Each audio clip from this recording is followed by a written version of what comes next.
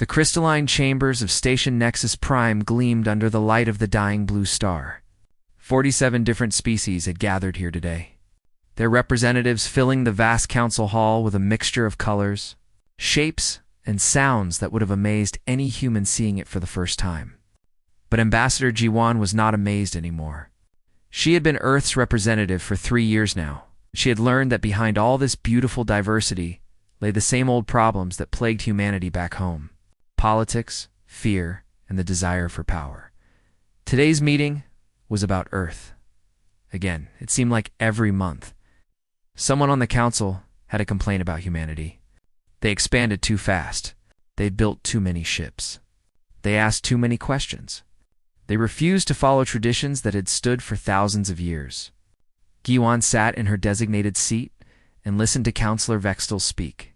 He was a Crithian, a reptilian species that had ruled a large part of the galaxy for over 2,000 years. His scales were deep purple, and his eyes were cold as he addressed the council. "The humans have established 17 new colonies in the past year alone," Vextal hissed, his voice carrying across the chamber through the translation devices everyone wore. "They multiply like insects. They consume resources at an alarming rate. They refuse to respect the boundaries that have kept peace in this galaxy for millennia. I propose that we take action to contain their expansion before it becomes a threat to all of us." Giwan wanted to stand and argue, but she had learned patience in these 3 years. She knew that dozens of species in this chamber actually agreed with her, but they were afraid to speak against the Crithian Empire. Instead, she waited and watched as the debate continued. Some counselors supported Vextel. Others remained silent. A few brave ones suggested that humanity was simply young and enthusiastic, not a threat. While the council argued about percentages and regulations and historical precedents, a civilian transport ship called the Starlight Hope was traveling through neutral space toward the colony world of New Busan. On board were 200 human children, ages 12 to 17, along with 20 teachers and staff members. It was an educational expedition, a chance for children from Earth to see what life was like on the frontier colonies. Among them were Minho, a 16-year-old boy who dreamed of becoming a ship engineer, and Yoonji, a 15-year-old girl who wanted to study xenobiology and learn about all the different alien species in the galaxy. Manesho stood at one of the observation windows, watching the stars slide past as the ship traveled at faster-than-light speeds. Yoonji joined him, her tablet in hand, reading about the various species they might encounter on New Busan. "Did you know that the Velt can communicate through pheromones?" she asked excitedly. "And the Talari can see in 17 different color spectrums?" Minho smiled at her enthusiasm. "That's great, but I'm more interested in how this ship works. Do you know they use a quantum drive system that folds space? It's amazing technology." Their conversation was interrupted by a sudden alarm. The ship's intercom crackled to life, and the captain's voice came through, tense and urgent. "All passengers return to your quarters immediately. We have detected unknown vessels approaching our position. This is not a drill." The children looked at each other with confusion and growing fear. Teachers quickly began organizing everyone, herding them toward their rooms. Minho grabbed Youngi's hand as they ran through the corridors. "It's probably just a routine inspection," he said, trying to sound confident. "The Frontier Patrol does this all the time." But it wasn't a routine inspection. The vessels that had surrounded the Starlight Hope belonged to the Crithian fleet. They had been waiting here, in neutral space, based on intelligence that suggested this route was being used to transport military supplies to human colonies. The intelligence was false, planted by someone who wanted this exact confrontation to happen. But the Crithian commander didn't know that. When the Crithian scanning systems revealed that the ship was full of children, not soldiers or weapons, the fleet commander immediately contacted Counselor Vextel. The counselor was still in the council chambers on Station Nexus Prime. The message came through on his private communication device. He stepped away from the debate and listened to the report. For a moment, Vextel hesitated. Then he made his decision. "Proceed with the mission," he ordered quietly. "These are future human colonists. Removing them now will slow their expansion more effectively than any regulation we could pass." Make it quick. The Crithian fleet powered up their weapons. On the Starlight Hope, the captain saw the energy signatures building and knew what was coming. He immediately sent out a distress signal on all emergency channels, including the one that connected directly to the Earth Defense Fleet. Then he activated the escape pod protocols and gave one final order over the intercom. All passengers and crew evacuate immediately. Proceed to escape pods. This is not a drill. Chaos erupted throughout the ship. Teachers struggled to keep the children calm as they rushed toward the escape pod bays. Minho and Yoonji ran together, helping younger children who had frozen in fear. They could hear explosions now as the Crithian weapons began tearing through the ship's shields. The lights flickered and went out, replaced by emergency lighting that cast everything in a red glow. They reached an escape pod bay and found a teacher frantically loading children into the small vessels. "Get in quickly," she shouted. Minho pushed Yoonji toward a pod, then helped lift 3 younger children inside. He was about to climb in himself when a massive explosion rocked the ship. The blast door to the bay began to close automatically, and Minho found himself on the wrong side. He ran toward another bay, hoping he wasn't too late. The escape pods launched into space, just as the Crithian weapons tore through the Starlight Hope's main reactor. The ship exploded in a brilliant flash of light that briefly outshone the nearby stars. 32 escape pods tumbled through space, their emergency beacons screaming for help. The rest of the passengers and crew died instantly. 12 minutes later, Captain Hyan's patrol fleet arrived in the area. They had been 30 light-years away when they received the distress signal, and they had pushed their engines beyond safety limits to get here, but they were still too late. Hyan stood on the bridge of his ship, the Indomitable, and stared at the debris field that had once been the Starlight Hope. His officers worked frantically to locate and recover the escape pods. "How many?" Hyun asked quietly. 32 pods, sir," his second officer replied. "We're picking up life signs from all of them. Approximately 150 survivors, and the rest? Gone, sir." They didn't make it to the pods in time. Hyun closed his eyes briefly. Then he opened them and turned to his communications officer. "Get me a secure line to Earth Command. Priority Alpha. Tell them," he paused, choosing his words carefully. "Tell them that the Galactic Council just killed our children." In the council chambers on Station Nexus Prime, Ambassador Ji-won received the news through her own secure communication device. She stood up slowly, interrupting Vextel in the middle of a speech about human expansion. Every eye in the chamber turned toward her. She activated the large holographic display in the center of the room and played the recording. From the Starlight Hope's final minutes.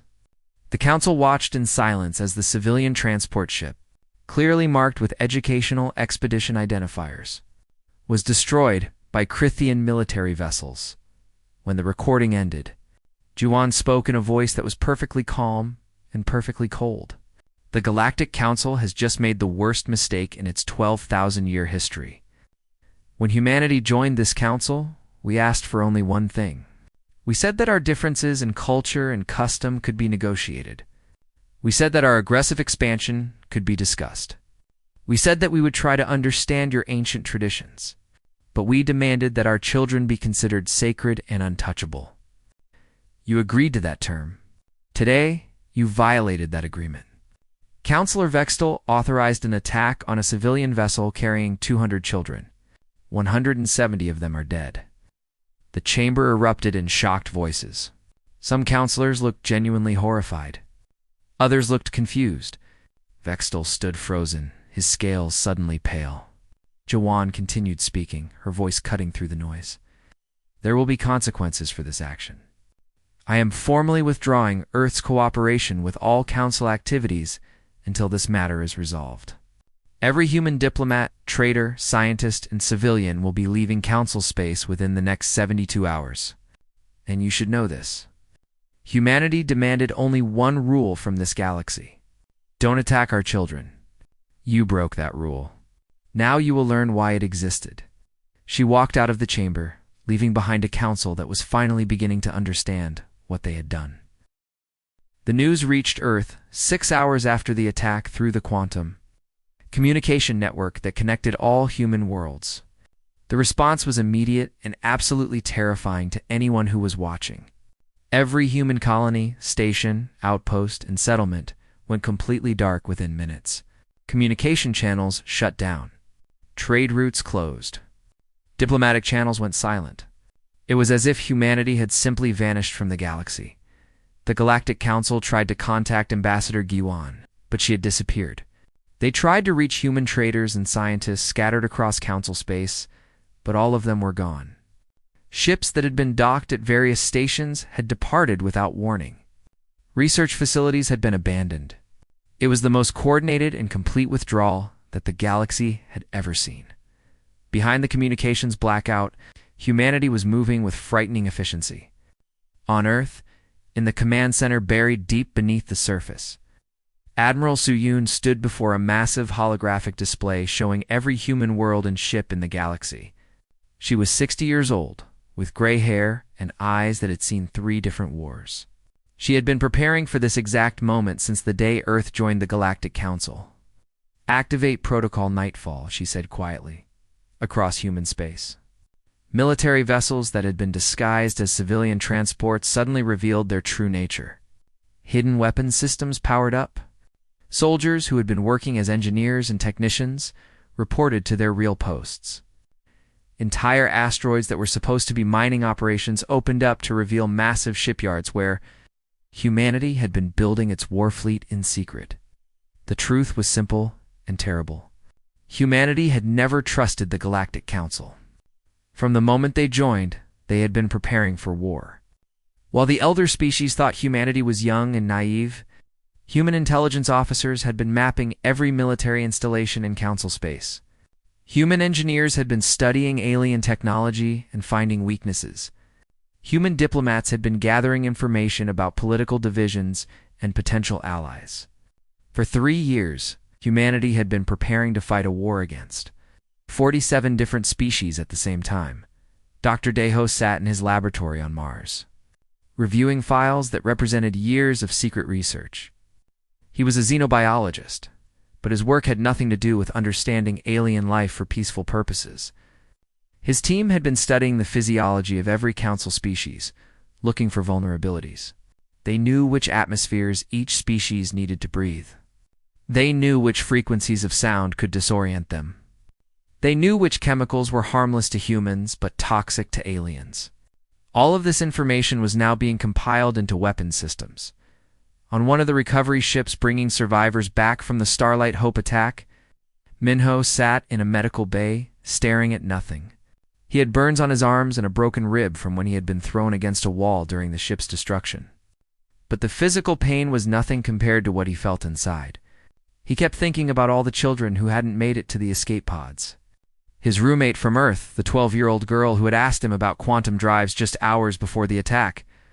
The teacher who had pushed him towards safety before the blast door closed. A military officer entered the medical bay. He was older, maybe 40, with a serious face. "Minho?" he asked. When the boy nodded, the officer sat down across from him.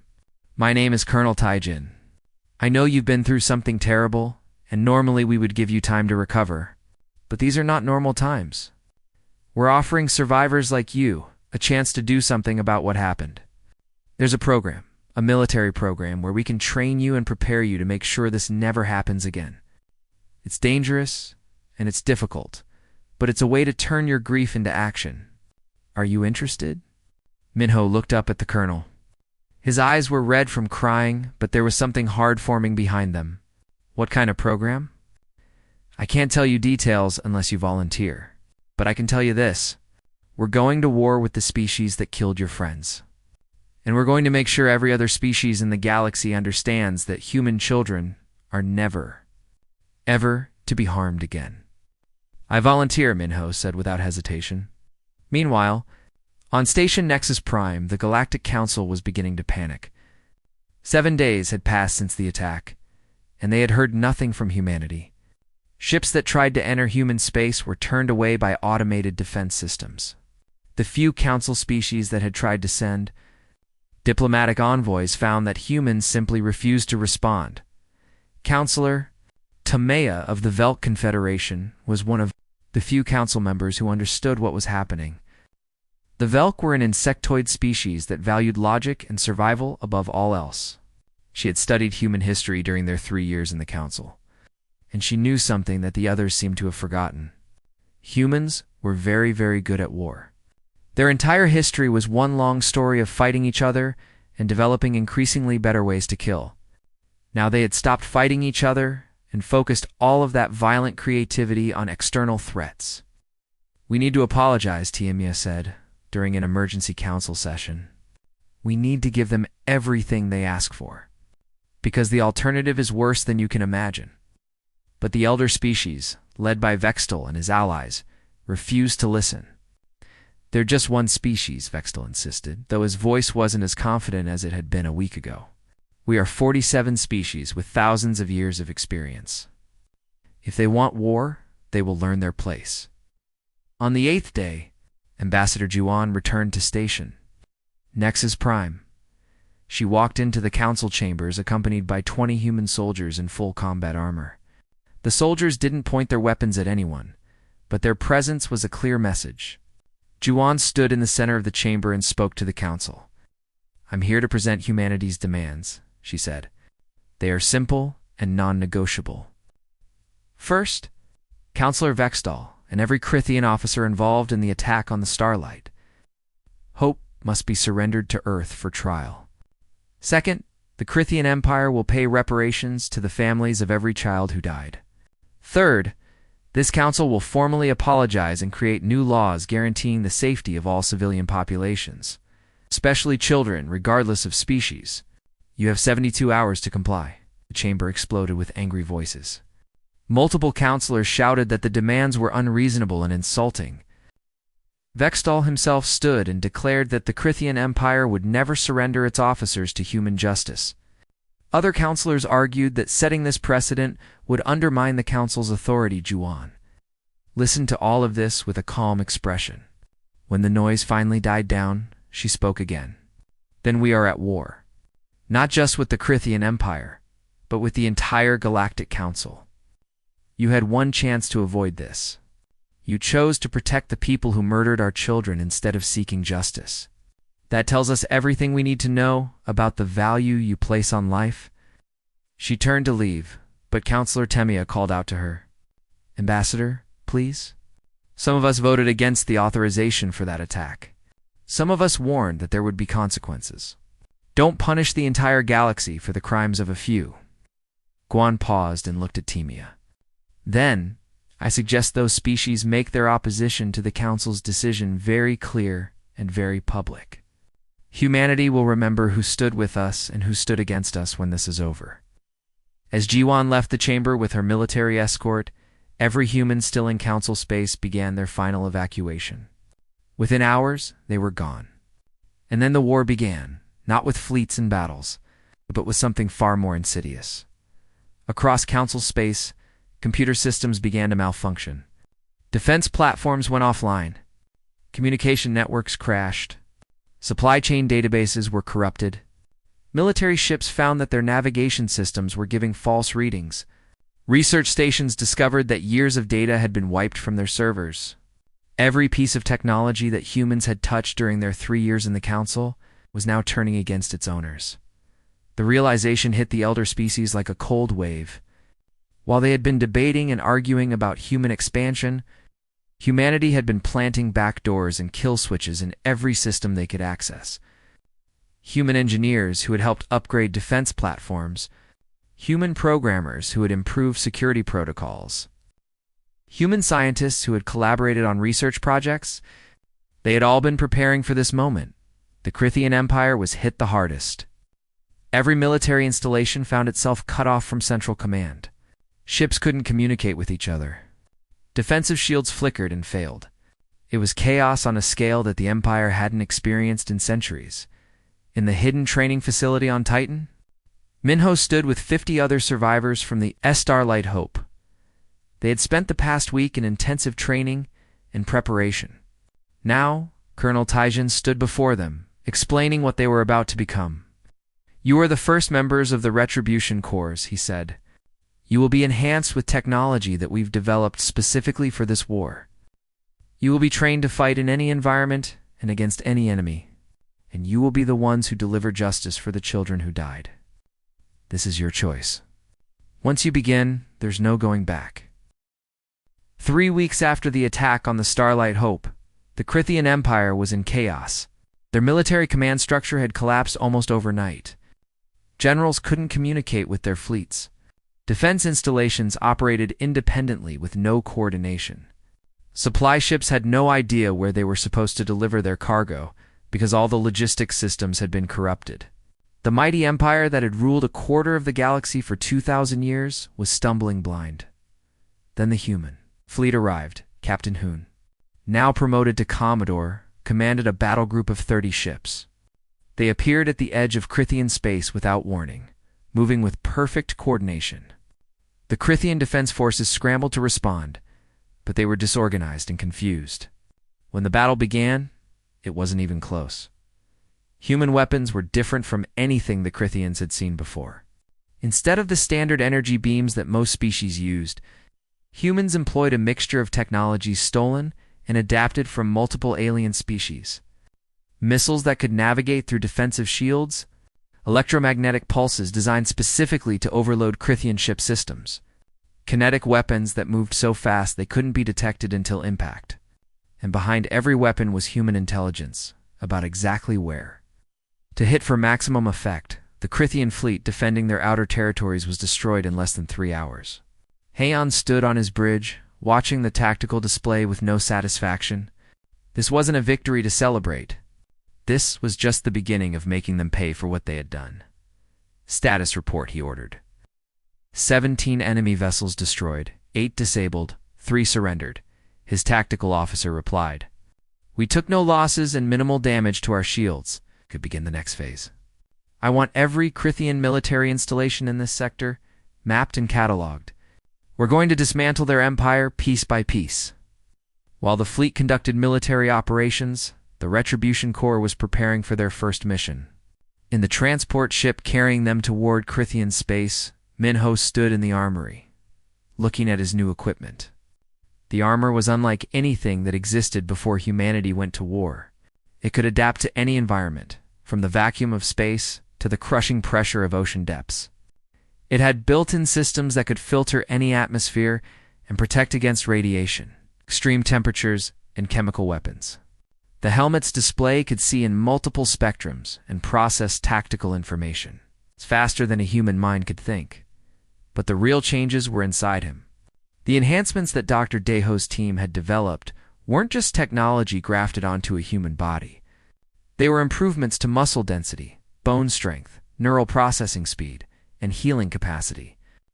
Minho was still human, but he was now capable of things that would have been impossible a month ago. Colonel Taijin gathered the Retribution Corps in the briefing room. Your first mission is to infiltrate the Crythian military headquarters on the planet, Crythia Minor. You will locate and extract intelligence about their command structure, specifically information about who gave the order to attack the Starlight Hope and who carried it out. You will avoid civilian casualties. You will only engage military targets. Is that clear? Yes, sir, they all answered in unison. Yunji sat next to Minho during the briefing. She had chosen a different role in the Corps, while Minho had trained for direct combat. Yunji had specialized in intelligence and infiltration. Her enhancements focused on stealth capabilities and electronic warfare. She could hack into alien computer systems and bypass security protocols that should have been impossible to crack. Are you scared? She whispered to Minho. Terrified, he admitted. But I keep thinking about everyone who didn't make it off the ship. We're doing this for them. I know. I just hope we don't lose ourselves in the process. The mission on Crythia Minor was a complete success.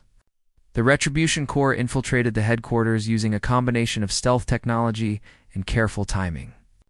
Yonji hacked into their main computer systems and downloaded everything she could find. Minho and the combat team secured the exits and ensured no one could interfere. They were in and out within 45 minutes. And by the time the Crythians realized they had been infiltrated, the human team was already back on their transport ship, The intelligence they gathered confirmed what everyone suspected. Counselor Vextal had personally authorized the attack and had ordered it to proceed even after learning the ship was full of children. 17 Crithian officers had participated in the attack or supported the decision. Now, humanity had names, ranks, and locations for every single one of them. Admiral Soyun reviewed the intelligence reports from her command center on Earth. Around her, holographic displays showed the progress of the war across multiple sectors. Human forces were systematically destroying Crathian military assets, while carefully avoiding civilian targets. It was a demonstration of power that made the rest of the Galactic Council nervous. Humanity was showing that they could be precise and deadly at the same time. "What's the current status of the Crithian fleet?" she asked her second-in-command. 70% of their military vessels have been destroyed or disabled. Admiral, the remaining 30% have retreated to defensive positions around their core worlds. They're trying to regroup, but without functional communication systems. They're struggling to coordinate. Good. Begin preparations for the siege of Crithia Prime. I want their homeworld surrounded but not attacked. Send them a message. Tell them that we can end this quickly if they surrender the individuals responsible for the Starlight Hope attack. Otherwise, we'll starve them out. The siege of Crithia Prime began 2 days later. The human fleet surrounded the planet in a formation that blocked all access routes. No ships could get in or out. The planet's orbital defense platforms were formidable, but humanity didn't need to destroy them. They just needed to wait. With supply lines cut and their military in disarray, the Crithian Empire would collapse from within. Commodore Hin broadcast a message to the planet on all frequencies. His face appeared on every screen in every home across Crithia. Prime, I am Commodore Heian of the Earth Defense Fleet. Your leaders authorized an attack on a civilian transport ship called the Starlight Hope. That ship was carrying 200 children. 170 of them died. We could avenge them by destroying your world with a single command. Our weapons are capable of it. But we won't do that. We won't kill your children because of what your leaders did. That would make us like you. Instead, you have a choice. Surrender Counselor Vextal and the 17 officers responsible for the attack, and we will withdraw peacefully. Or protect them, and watch your civilization collapse under the weight of your leader's pride. You have 72 hours to decide. The message sent shockwaves through Crithian society. Most civilians had no idea that their military had attacked a ship full of children. The government had told them that humanity started the war without provocation. Now they learned the truth, and many of them were horrified. Protests began in the streets of major cities. People demanded that their leaders surrender the guilty parties and end this war. But Vextal and his supporters refused. They were in a secure bunker deep beneath the capital city, arguing about what to do. "If we surrender to human justice, we'll be executed," one general said. "We need to fight to the last ship, the last soldier." "We don't have the resources for that," another officer argued. "Our fleet is destroyed. Our systems are compromised. We've lost this war. Surrender is the only option." The argument continued for hours while the siege tightened around their planet. Human ships maintained their positions with absolute discipline. They didn't fire a single shot. They just waited, and that was somehow more terrifying than any attack would have been. Meanwhile, across the rest of Council space, other species were watching and learning. Some of them, particularly those who had opposed the attack from the beginning, reached out to humanity through secret channels. Counselor Temia of the Velt Confederation was among the first to make contact with Ambassador Giwan. "We formally apologize for the attack on your civilians," Temia said during a private communication. The Velt Confederation voted against authorizing military action. "We believe that what happened to your children was a crime against all sentient beings. We wish to mediate peace negotiations between humanity and the Council." Juan considered this carefully. "Humanity appreciates your position, Counselor. But we cannot negotiate with the Council as a whole while they continue to protect those responsible for murdering our children. If individual species wish to distance themselves from the Crithian Empire and condemn the attack, we will respect that. But there can be no peace until justice is served." Tamaya understood. Within days, the Velk Confederation formally broke from the Council's unified position and issued a public statement condemning the attack on the Starlight Hope. They also declared that any human ships in Velk space would be granted safe passage and protection.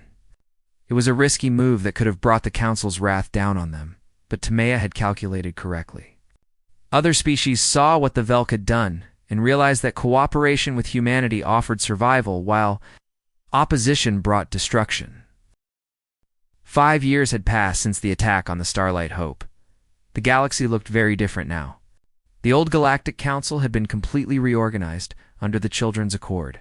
Humanity, once the newest and least respected member of the Council, now held a position of leadership, alongside species that had learned to respect them not just for their military power, but for their unwavering principles.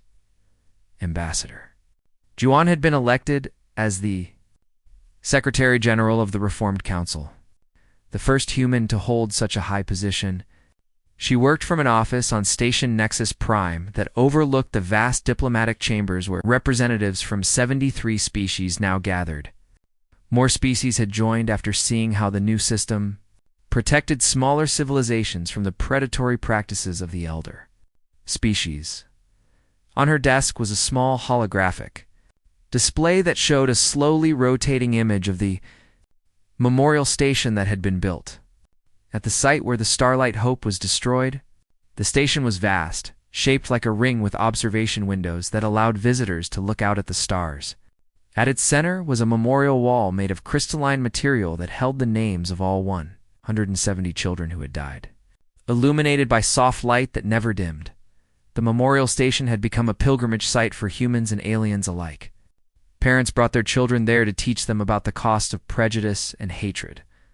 Military officers visited to remember why they served. Diplomats came to reflect on the responsibility that came with power. The station had no weapons, no defenses, except for the powerful reputation of what would happen to anyone who dared to attack it. It was sacred ground, recognized by every species in the galaxy. Admiral Suyun had retired from active military command, but still advised the Earth's government on security matters. She spent most of her time these days working with the new Galactic Peacekeeping Force, a joint military organization that included soldiers from multiple species but operated under human leadership. The force's purpose was to enforce the Children's Accord and protect civilian populations throughout the galaxy. Admiral Han, no longer a commodore, but now commanding the peacekeeping fleet, coordinated operations from his flagship. The Indomitable had been upgraded and expanded over the years, but he refused to transfer his flag to a newer vessel. This ship had been there when they found the survivors of the Starlight Hope. It felt right to continue serving on it as he worked. To make the galaxy safer, the Retribution Corps had evolved into something different over the years. They were no longer just soldiers driven by grief and rage. They had become elite peacekeepers, specialists who could operate in any environment and handle the most dangerous situations. Minho was now a commander in the Corps, leading teams on missions across the galaxy.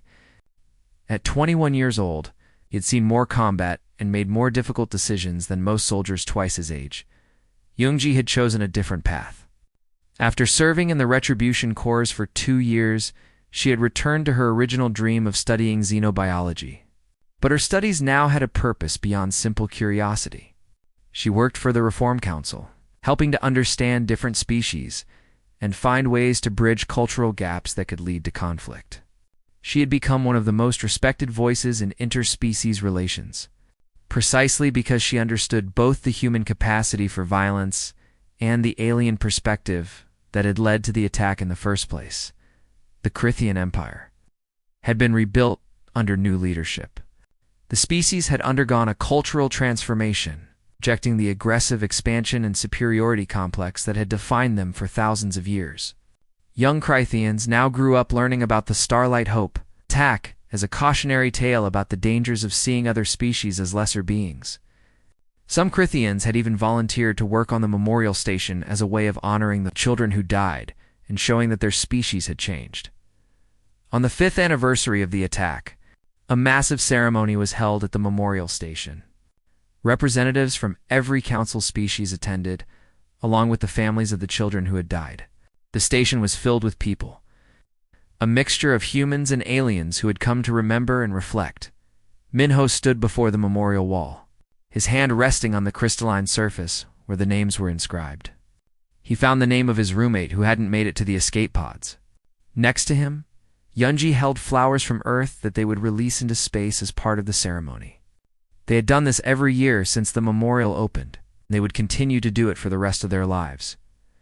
A young alien child approached them cautiously.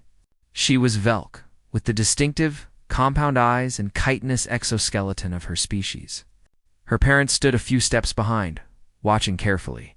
The child looked up at Minho, who still wore his Retribution Corps uniform even though he wasn't on duty today. "Excuse me," the child said in carefully practiced human language. "Are you one of the soldiers who fought in the war?" Minho knelt down to the child's level, his expression softening. "Yes, I am. But I was also on the ship that was attacked. I was one of the survivors." The child's eyes widened with a mixture of awe and sadness. "Is it true that humans fought a whole war just because children were hurt?" "It's true," Minho said gently. "We fought because we believe that children should never be harmed in political conflicts, that no one's children should ever be considered acceptable casualties. We wanted to make sure that what happened to us would never happen to anyone else. Even alien children like me?" the child asked. "Especially alien children like you," Yunji said, joining the conversation. "The whole point of the war was to protect all children, not just human ones. That's why we created the Children's Accord, so that every species in the galaxy knows that attacking innocent people, particularly children, is something that will never be tolerated again." The child nodded solemnly, processing this information. "My parent says that humans are scary but good. Is that true?" Minho smiled slightly. "That's probably fair. We can be scary when we need to be. We can fight and win wars against entire empires. But we only do that to protect people who can't protect themselves. And we always, always care about doing what's right, even when it's hard." The child's parent approached and bowed respectfully. "Thank you for speaking with my child. And thank you for what humanity has done for the galaxy. The Velk Confederation is proud to call humans our allies and friends." After the parent and child walked away, Minho and Yunji stood together, looking out at the stars through the memorial station's windows. "Do you ever wonder if we did the right thing?" Yunji asked quietly. "I mean, we went to war. We killed people. Yes, they were soldiers, and yes, they were following orders from people who did something terrible, but we still took lives." "I think about it every day," Minho admitted. "But then I think about what would have happened if we hadn't fought. The council would have continued operating the same way they always had. Species would have kept seeing each other as resources or threats, rather than as people. And somewhere, eventually, another ship full of children would have been attacked because it was politically convenient. We didn't just fight for revenge, Yunji. We fought to change the system that made the attack possible in the first place. And did we succeed?" Minho gestured around the memorial station at the mixture of species gathered to honor the dead. "Look around. 5 years ago, most of these species barely spoke to each other except through official channels. Now, they're here together, remembering human children who died, and understanding that all children deserve protection. The Galactic Peacekeeping Force has stopped 3 potential conflicts from escalating into war. The Children's Accord has been invoked 17 times to protect civilian populations. We changed things, Yunji. Not perfectly, and not everywhere, but we made the galaxy better." The ceremony began with a moment of silence. Thousands of people, human and alien, stood quietly for 170 seconds, one for each child who died. Then, one by one, families released holographic projections that displayed images and videos of the children they had lost. The projections floated through the memorial station, showing children laughing, playing, learning, dreaming about their futures. It was beautiful and heartbreaking at the same time. Ambassador Giwan spoke to the assembled crowd. 5 years ago, the galaxy learned a hard truth. Humanity demanded respect for our children, and when that demand was ignored, we went to war. But this memorial isn't just about human children. It's about all children. The Children's Accord protects species across this galaxy. The peacekeeping force responds to threats against civilian populations regardless of what species they belong to. We transformed our grief into something larger than ourselves. We turned tragedy into a force for change. She paused, looking around at the crowd. The children whose names are on this wall didn't get to live their lives. They didn't get to become the scientists, engineers, artists, and explorers they dreamed of being, but their deaths created something important. They gave us a reason to demand better from ourselves and from the galaxy. Every time the peacekeeping force stops a conflict, every time a civilian population is protected, every time a child of any species grows up safe because of the laws we created, those 170 names on this wall gain more